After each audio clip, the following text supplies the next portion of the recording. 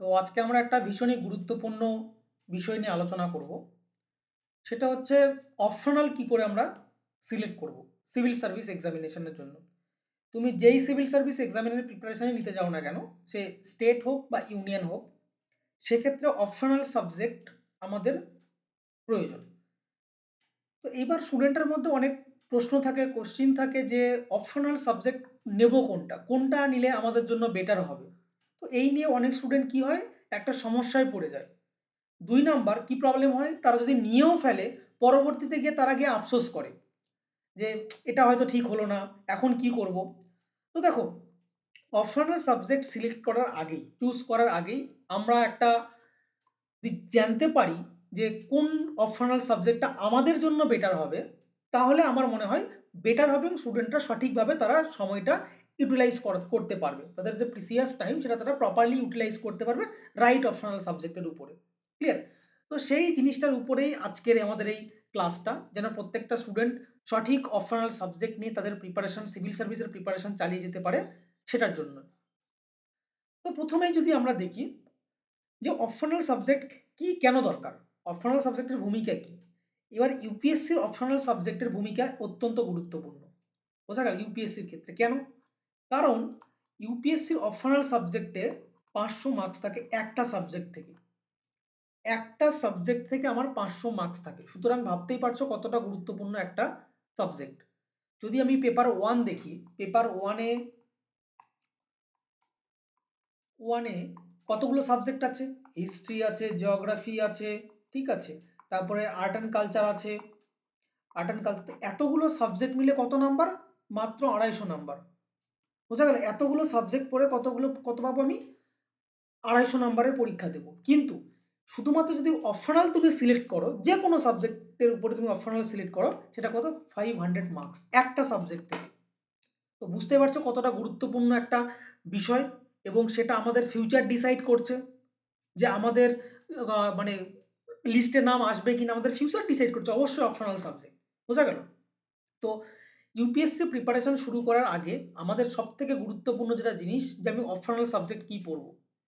কারণ ইউপিএসসির এক্সামিনেশন যতক্ষণ না পরে তুমি মেন্সের প্রিপারেশন কমপ্লিট হচ্ছে, ততক্ষণ পর্যন্ত তুমি ইউপিএসসি দেওয়ার জন্য প্রিপেয়ার্ড নও। তোমার প্রিলিমসের সিলেবাস কমপ্লিট হতেই পারে, কিন্তু যদি তোমার মেন্সের সিলেবাস কমপ্লিট না হয়, তাহলে তুমি ফুললি প্রিপেয়ার্ড নয়। কারণ তুমি প্রিলিমস পাস করে তুমি কি করবে? আলটিমেটলি তোমাকে ফাইনাল লিস্টে নাম নিয়ে আসতে হবে। তো ফাইনাল লিস্টে নাম নিয়ে আসার জন্য মেন্সের প্রিপারেশন সব থেকে গুরুত্বপূর্ণ। তো অপশনাল সাবজেক্ট আমাদের মেন্সের মধ্যেই পড়ে। তো ওই জন্য বলছি যে অপশনাল সাবজেক্টটা ভালো করে ভেবে চিন্তে নেওয়া আমাদের দরকার, যেটাতে আমি ম্যাক্সিমাম স্কোর করতে পারি। ক্লিয়ার? ২ নাম্বার কি হচ্ছে, এবার অপশনাল সাবজেক্ট কি, আমরা অনেক সময় ভাবি যে অন্যের কথা শুনে যে সে বলছে সে এই সাবজেক্টটা নিয়েছে এবং সেটা স্কোরিং, সেই জন্য আমি নেব না। এটা কখনোই করতে যাবেন, এটা সব থেকে বড় ভুল আমাদের জীবনে। যে রাম হিস্ট্রি অপশনাল নিয়েছে, নেওয়ার পরে সে ভালো মার্কস তুলেছে, সুতরাং আমাকেও হিস্ট্রি নিতে হবে, এটা কখনোই ভাববে না। কারণ এটা ভাবা সব থেকে বড় ভুল। লোককে দেখে আমি আমার অপশনাল সাবজেক্ট সিলেক্ট করব না। তাহলে কি করে করব আমি? তো এইখানটায় আমরা কিছু স্টেপ নিয়ে এসেছি, যে স্টেপ বাই স্টেপ আমরা ডিসাইড করতে পারবো যে কোন অপশনাল সাবজেক্টটা আমাদের জন্য বেটার হবে। ক্লিয়ার? তো প্রথমে যদি আমি দেখি যে চেক করব কি করে, চেক করার জন্য যেটা দরকার সেটা হচ্ছে, প্রথমে তোমাকে ভাবো, আগে নিজেকে প্রশ্ন করো, আস্ক ইউর সেলফ,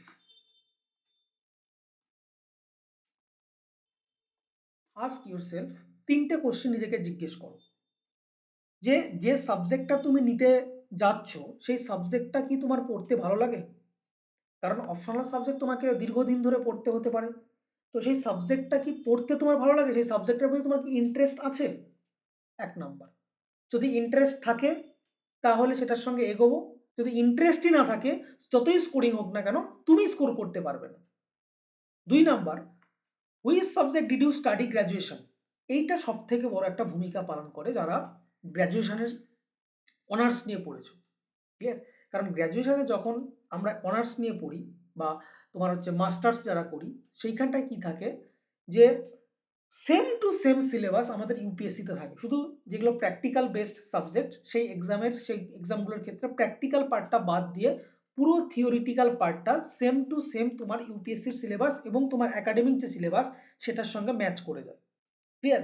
তো তুমি যদি গ্র্যাজুয়েশনে সেই সাবজেক্টটা ভালো করে পড়ে থাকো, ভালো করে জেনে থাকো, তাহলে তোমাকে অলরেডি তুমি পড়েছো, সুতরাং সেই সাবজেক্টটা রিভিশন করলেই বা ইউপিএসসি ওরিয়েন্টেড ভাবে পড়লেই সেই সাবজেক্টটা তোমার প্রিপেয়ার হয়ে যাবে। অনেকে কি করে, যে সাপোজ সে হিস্ট্রি নিয়ে পড়াশোনা করেছে, হিস্ট্রি নিয়ে অনার্স করেছে, হিস্ট্রি নিয়ে সে গ্র্যাজুয়েশনে পড়াশোনা করেছে, কিন্তু সে কারো থেকে শুনেছে যে sociology is the best optional, scoring optional, কিন্তু সে যখন সোসিওলজিতে গেছে সোসিওলজি কিছু বুঝতে পারছে না, এক নাম্বার।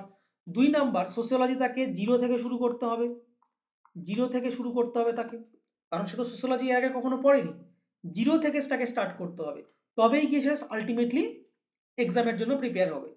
কিন্তু তার জায়গায় যদি তুমি হিস্ট্রি যদি তোমার অপশনাল গ্র্যাজুয়েশনে থেকে থাকে, হিস্ট্রি তোমার অলরেডি পড়া আছে, হিস্ট্রির প্রত্যেকটা কনসেপ্ট তোমার জানা আছে, সুতরাং সেটাকে তোমাকে কি করে জিরো থেকে শুরু করতে হবে না, দেখা গেল তোমার 60% সিলেবাস তোমার অলরেডি কমপ্লিট আছে, তোমাকে ইউপিএসসির জন্য আর 40% এফোর্ট তোমাকে দিতে হচ্ছে 40% সিলেবাসের জন্য। ক্লিয়ার? তো এটা একটা অনার্সের স্টুডেন্টের জন্য বেটার হতে পারে, কিন্তু তার মানে এই না, তার মানে এটাও না যে যার এক অনার্স থাকবে সে সেই সাবজেক্টটা নিয়েই চলবে, না এরকম নাও হতে পারে, যে আমার হিস্ট্রি ছিল কিন্তু আমার পিএসআইআর ভালো লাগছে, বা আমার অ্যানথ্রোপোলজি ভালো লাগছে, ভালো লাগতেই পারে, ইন্টারেস্ট হতেই পারে, তুমি বুঝতে পারছো ভালো করে, সুতরাং সেইখানটা তোমাকে যেতে হবে, সেইভাবে অ্যাকর্ডিং তোমাকে চলতে হবে। বোঝা গেল? সুতরাং আমাদের ইন্টারেস্ট ফার্স্ট, তারপরে আমি কোন সাবজেক্টটা আমার পড়েছি এবং সেই সাবজেক্টটাই আমি নিলে বেটার করব, নাকি আমি অন্য সাবজেক্ট নিয়েও আমি নিজেকে হ্যান্ডেল করতে পারবো, সেটা একবার প্রশ্ন করে দেখতে হবে নিজেকে। ক্লিয়ার? তারপরে সেই সাবজেক্টটা তোমাকে সেই অ্যাট্রাক্ট করে কিনা, বোঝা গেল? অ্যাট্রাক্ট করে। এবার অনেকে কি হয়, যে পড়েছে কি নিয়ে পড়েছে, দেখা গেল সে সায়েন্স ব্যাকগ্রাউন্ডের স্টুডেন্ট, কিন্তু তার লিটারেসি পড়তে খুব ভালো লাগে, সে হিন্দি লিটারেচার হোক বা তোমার বেঙ্গলি হোক বা ইংলিশ হোক, লিটারেচার তার একটা খুব ভালো জায়গা, সে লিটারেচার পড়তে ভালো লাগে তার, কিন্তু সে সায়েন্স ব্যাকগ্রাউন্ডের স্টুডেন্ট। ক্লিয়ার? তো এবার তুমি সায়েন্স ব্যাকগ্রাউন্ডের স্টুডেন্ট হওয়া সত্ত্বেও তোমাকে লিটারেসিটা কেন ভালো লাগছে, বোঝা গেল? হিন্দি লিটারেচার বা মৈথিলি লিটারেচার তোমার কেন ভালো লাগছে, এটা তোমাকে জানতে হবে, নিশ্চয়ই কোনো একটা বিশেষ টপিক তার মধ্যে আছে যেটার জন্য তোমাকে অ্যাট্রাক্ট করে সেই লিটারেসিটা। তো তার উপর বেস করেও তুমি কিন্তু অপশনাল সিলেক্ট করতে পারো। বোঝা গেল? তাহলে এই তিনটে প্রশ্ন আমাদেরকে সবার আগে করতে হবে, যে আমি এমন একটা অপশনাল সাবজেক্ট চুজ কখনোই করব না যেটা আমার পড়তে ভালো লাগে না, শুধুমাত্র কোনো কোচিং এর টিচার বলেছে বা আমার বন্ধু বলেছে বা একজন অ্যাসপিরেন্ট সাকসেস হয়েছে সেই সাবজেক্ট নিয়ে, সুতরাং আমাকেও সেটা নিয়ে এগোতে হবে, একদমই না। ক্লিয়ার? দুই নাম্বার প্রশ্ন, আমি চেক করে দেখব সেই সাবজেক্টটা, যদি আমি গ্র্যাজুয়েশনের যে সাবজেক্টটা নিয়ে পড়াশোনা করেছি সেই সাবজেক্টটা আমি যদি অপশনালে রাখি সেটা আমার জন্য কতটা হেল্পফুল হতে পারে, আমার গ্র্যাজুয়েশনের সিলেবাসের কতটা কমপ্লিট করা আছে আর কতটা আমাকে যেতে হবে, এটা। আর যদি তুমি অন্য জায়গায় যেতে চাও, নিজের সাবজেক্ট বাদ দিয়ে অন্য সাবজেক্ট সিলেক্ট করতে চাও, তাহলে তোমাকে দেখতে হবে সেই যে সাবজেক্টটা তুমি সিলেক্ট করছো কিসের উপর বেস করে, সেটার কি কোনো টপিক তোমাকে অ্যাট্রাক্ট করে বা কোনো টপিক তোমার পড়তে খুব ভালো লাগে, সেটা দেখতে হবে একবার। ক্লিয়ার? এই একটা স্টেপ গেল। দুই নাম্বার স্টেপ, যেটা সব থেকে মোস্ট ইম্পর্টেন্ট স্টেপ, সেটা হচ্ছে কি, যে ইউপিএসসি সিলেবাসটাকে একবার অ্যানালাইসিস করো। বোঝা গেল? কিরকম ভাবে, যে কিচ্ছু না, 3 থেকে 4টে বা 5-6টা অপশনাল সাবজেক্ট সিলেক্ট করো, পিএসআইআর, সাপোজ হিস্ট্রি, জিওগ্রাফি, বোঝা গেল? হিস্ট্রি, জিওগ্রাফি, অ্যানথ্রোপোলজি, ঠিক আছে, সোসিওলজি, ঠিক আছে, এরকম কয়েকটা সাবজেক্ট সিলেক্ট করো, শর্ট লিস্টেড করো। শর্ট লিস্টেড করার পরে তার সিলেবাসগুলো চেক করো একবার, যে সিলেবাসের মধ্যে অ্যাকচুয়ালি কি আছে, বোঝা গেল? সিলেবাসের মধ্যে কোন কোন জিনিসগুলো আছে এই অপশনাল সাবজেক্টটা। এইবার তারপরে বিচার করবে যে সেই সিলেবাসটা কি ম্যানেজেবল কিনা, সেই সিলেবাসটা ম্যানেজেবল কিনা। এবার দেখা গেল তুমি জিওগ্রাফির সিলেবাসটা তুমি দেখলে, জিওগ্রাফির সিলেবাস দেখার সময় তোমাকে দেখতে হবে যে জিওগ্রাফির মধ্যে যে সিলেবাসের মধ্যে যেগুলো দেওয়া আছে, তোমার physical geography, climatology, human geography, তারপরে তোমার থট, জিওগ্রাফিক্যাল থট, তো এই যে সিলেবাসের মধ্যে দেওয়া আছে এটা তোমার জন্য ম্যানেজেবল কিনা, তুমি কি এগুলো পড়ে বুঝতে পারবে, বা তোমার পক্ষে কি সম্ভব এগুলো পড়ে লেখা, যে ধরনের প্রশ্ন আসুক লেখার? তারপরে চেক করবে আন্ডারস্ট্যান্ডেবল কিনা। তুমি সিলেবাসটা পড়ে দেখো যে সেই সাবজেক্টটা তুমি বুঝতে পারছো কিনা প্রথমে। যে আমি যদি বলি যে জিওগ্রাফিতে যে সেইখানটায় যে ফরমেশন অফ ফোল্ড মাউন্টেন, এবার ফোল্ড মাউন্টেন সম্বন্ধে যে থিওরিগুলো দেওয়া আছে সেই থিওরিগুলো তুমি বুঝতে পারছো কিনা একবার পড়ে দেখো, যে বুঝতে পারছো কিনা, যে হ্যাঁ একবারে আমি বুঝতে পারছি, দেন তুমি সেটাকে নিয়ে একবার ভাবতে পারো। ক্লিয়ার? সোশ্যোলজিতে তুমি দেখো যে সেইখানটায় যে থিঙ্কাররা যে কথাগুলো, কার্ল মার্কস যে কথাগুলো বলে গেছে, সেই কথাগুলো মানে যে থিওরিটা দিয়ে গেছে সেটা তুমি বুঝতে পারছো কিনা, এবং সেটা যদি এক্সামে তুমি সেই লেখাটাকে মানে সেই পড়াটাকে ইমপ্লিমেন্ট করতে পারবে কিনা, এই জিনিসগুলো তোমাকে একবার যাচাই করে দেখতে হবে। বোঝা গেল? কোথায় কিভাবে যাচাই করব? আমাকে সিলেবাসটা থেকে আমাকে যাচাই করতে হবে। ক্লিয়ার? এইবার এরপরে আর একটা জিনিস চেক করতে হবে যে সেই সাবজেক্টটাকে তুমি লং টাইমের জন্য পড়তে পারবে। কারণ অনেক সাবজেক্ট থাকে আমরা হুজুকে পড়ে নিয়ে নিই সেই সাবজেক্টটা, কিন্তু পরবর্তীকালে যেগুলো ইজি জিনিস তাড়াতাড়ি বুঝতে পারছো সেগুলো তো ঠিক আছে, কিন্তু যেগুলো বুঝতে পারছো না বা একটু তোমার হচ্ছে ডিফিকাল্ট, সেগুলো পড়তে গিয়ে কি তোমার বোরিং লাগছে, সেগুলো পড়তে গিয়ে তোমার বোরিং লাগছে। অনেকের হিস্ট্রি সাবজেক্টটার কিছু কিছু জিনিস বোরিং লাগে। তো এটা যেন না হয়, কারণ এটা একটা দীর্ঘমেয়াদী একটা প্রিপারেশন তোমার। বোঝা গেল? এটা কতদিনে তুমি সাকসেস পাবে জানা নেই, তোমার সেটা এফোর্টের উপরে ডিপেন্ড করছে, তোমার লাকের উপরে ডিপেন্ড করছে। কিন্তু সেই সাবজেক্টটাকে নিয়ে তুমি যতদিন চলবে, সেই সাবজেক্টটা তোমার সঙ্গে থাকবে, সেই সাবজেক্টটা যেন তোমার বোরিং না লাগে, এটা তোমাকে একবার বিচার করে দেখতে হবে। বোঝা গেল?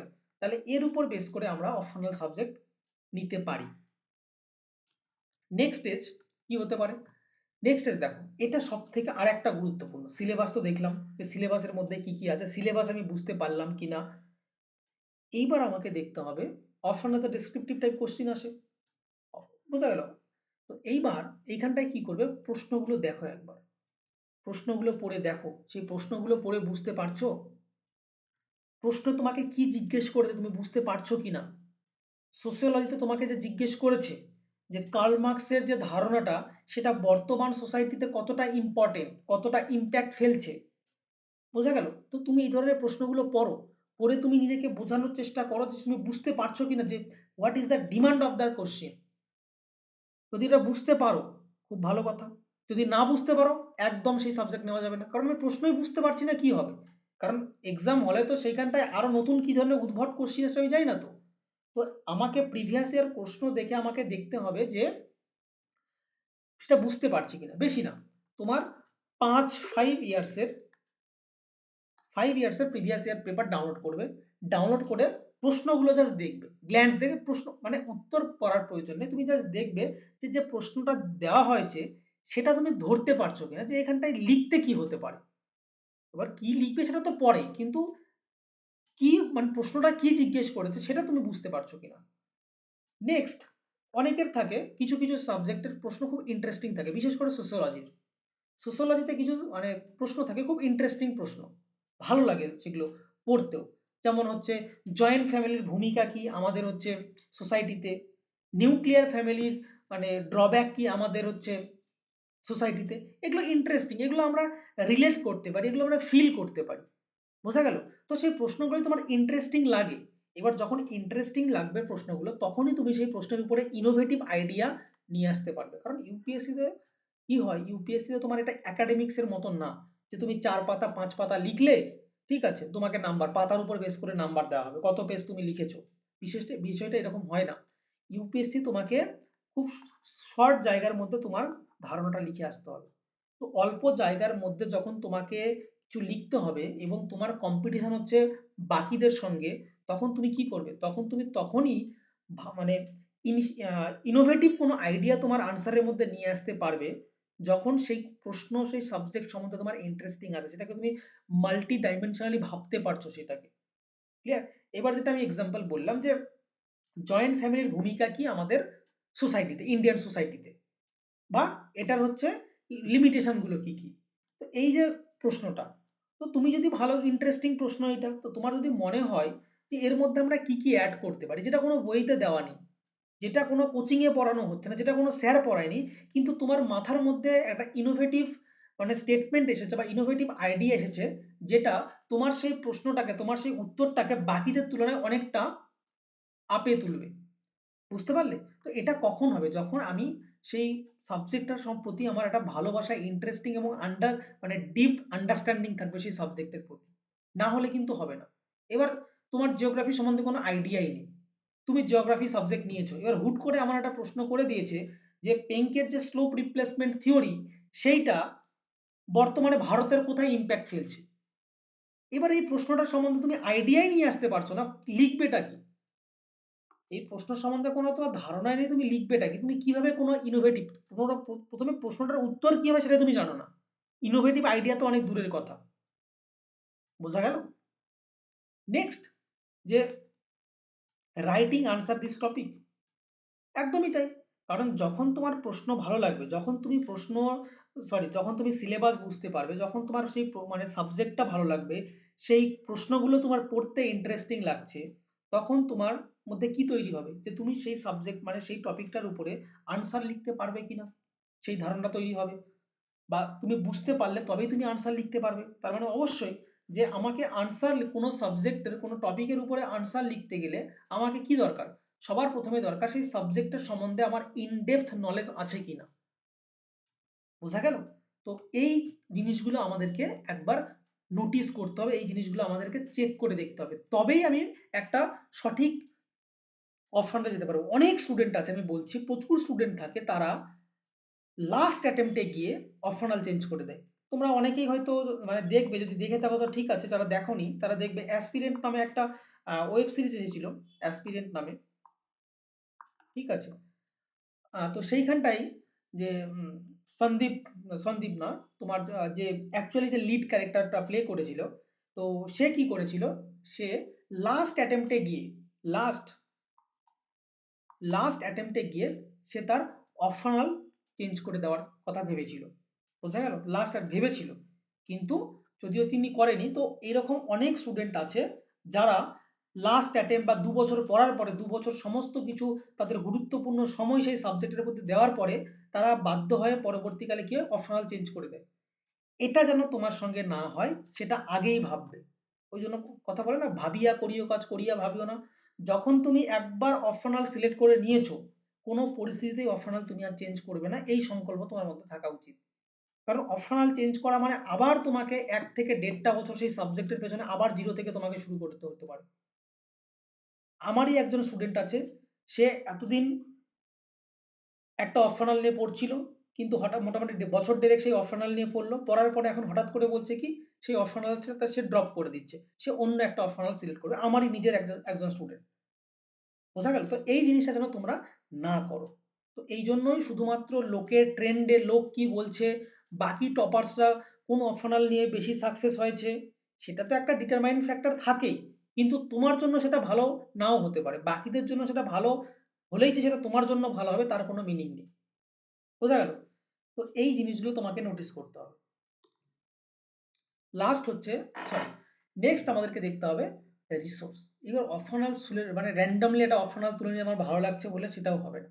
আমাকে দেখতে হবে সেটার উপরে স্ট্যান্ডার্ড কোনো রিসোর্সেস আছে কিনা। রিসোর্স বলতে আমরা কি বুঝি? স্ট্যান্ডার্ড বই, তারপরে মেন্টারশিপ, কে গাইড দেয়, কারণ গাইড তোমাকে নিতে হতে পারে। টেস্ট সিরিজ, এটা সব থেকে একটা মোস্ট ইম্পর্টেন্ট একটা বিষয় ইউপিএসসির জন্য, টেস্ট সিরিজ।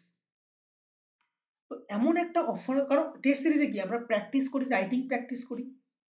এবার এমন একটা অপশনাল তুমি সিলেক্ট করেছো যা টেস্ট সিরিজ মার্কেটে অ্যাভেলেবেল নেই, যেটার বই মার্কেটে অ্যাভেলেবেল নেই।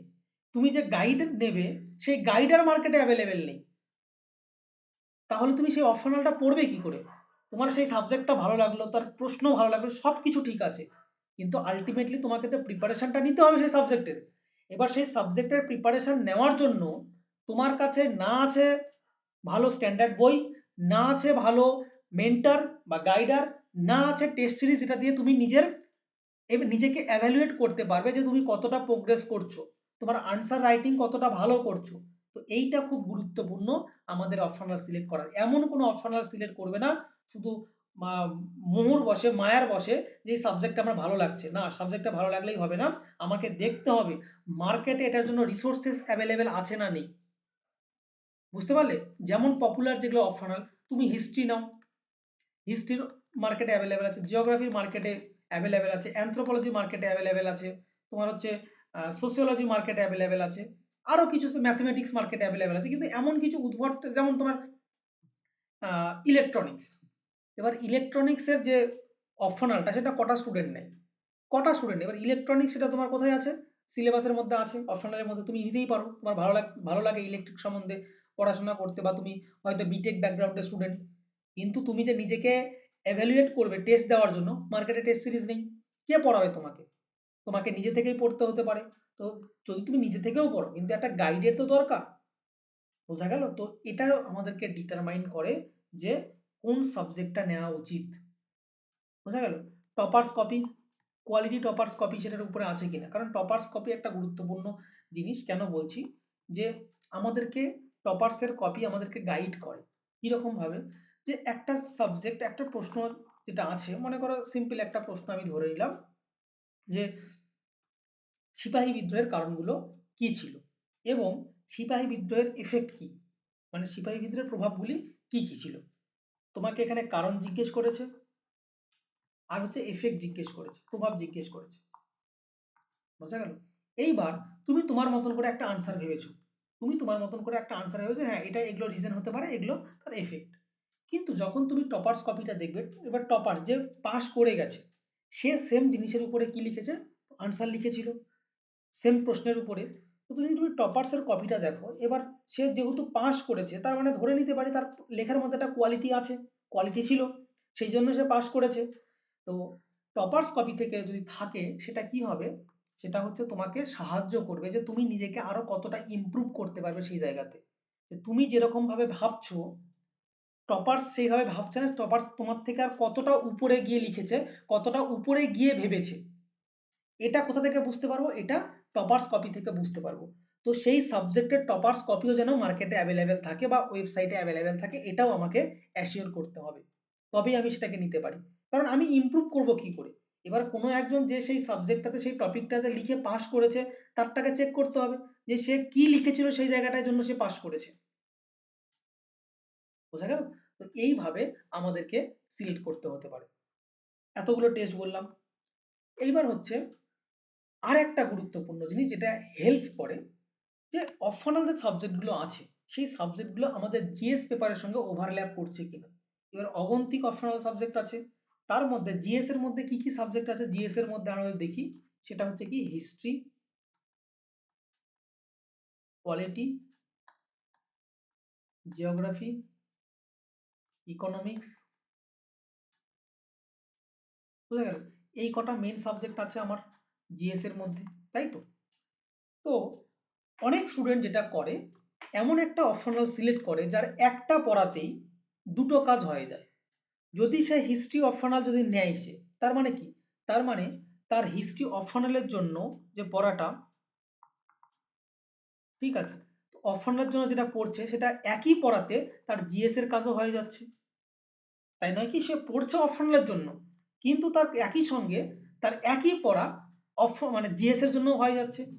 যদি কেউ জিওগ্রাফি সাবজেক্ট নেয়, তাহলে কি হবে, যে জিওগ্রাফি সাবজেক্ট কি হবে, সে পড়ছে অপশনালের জন্য, কিন্তু তার একই সঙ্গে কি হচ্ছে, জিএস এর পড়াটাও হয়ে যাচ্ছে, তাকে জিএস এর জন্য আলাদা করে সে সাবজেক্টটা পড়তে হচ্ছে না। তোমার কি হচ্ছে, টাইমটা বাঁচলো। এইবার সোসিওলজি, সোসিওলজি একটা সাবজেক্ট, এবার তুমি সোসিওলজি অপশনালের জন্য পড়ছো। এবার সোসিওলজি পড়ার সঙ্গে সঙ্গে তোমার কি হচ্ছে, তোমার যে জিএস এর মধ্যে সোসাইটির পার্টটা আছে, ইন্ডিয়ান সোসাইটি, ঠিক আছে, এটা এর সঙ্গে কভার হয়ে যাচ্ছে, ইন্ডিয়ান সোসাইটি। তুমি যদি পিএসআই এর optional now, political science and international relation, এটাতে কি হবে, তো পিএসআই এর পড়লে তোমার এই যে পলিটি যে সাবজেক্ট আছে সেটা কিছুটা কভার হবে। বোঝা গেল?